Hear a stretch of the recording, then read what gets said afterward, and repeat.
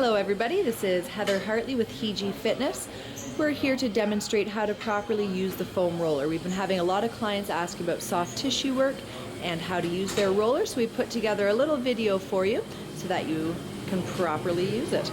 Jimmy is going to start off rolling out his quadriceps, starting just on the front of the leg there, laying across the foam roller, rolling up and down. You start at the hip and roll just to the top of the knee. Do not go over the knee with the foam roller. You're going to stay about 10 or 15 seconds here, doing a few passes on the front of the quad. This also gets into the hip flexors, kind of the top of the hip there. And then Jimmy's going to roll onto his side just slightly. And now you get more into the IT band, the side of the thigh there. This muscle can really pull on the knee and cause knee discomfort. Most of the time knee discomfort comes from the tight quadriceps and the tight IT band here. So again, starting at the hip and rolling down to the top of the knee. Then Jimmy's going to just roll over onto more his back and work into his hamstrings. So the back of the thigh.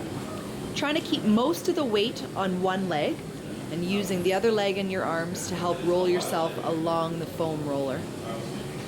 Right up into the glutes there a little bit. Okay. Good.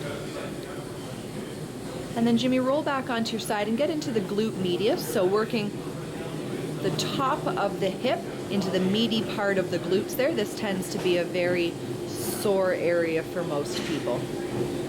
The non-working leg helps to take some of the weight, so you can create as much pressure on that foam roller as you would like.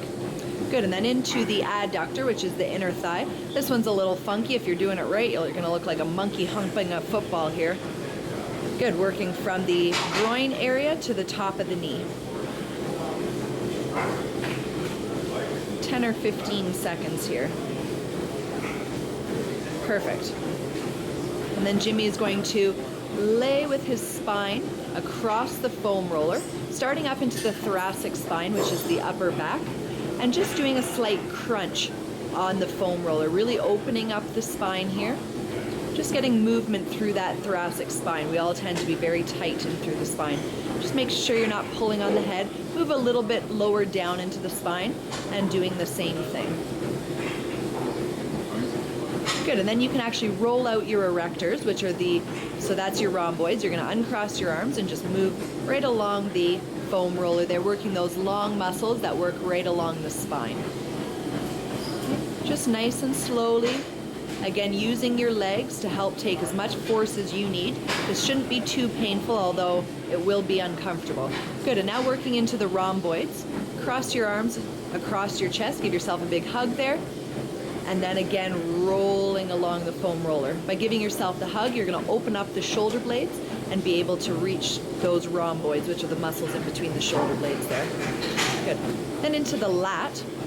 Big muscle down your back and kind of under the armpit there. Just go to the bottom of the shoulder blade, not much lower, and then up right into the armpit. This area tends to be very tender. Just nice and slowly, using the legs and the other arm to help move you along.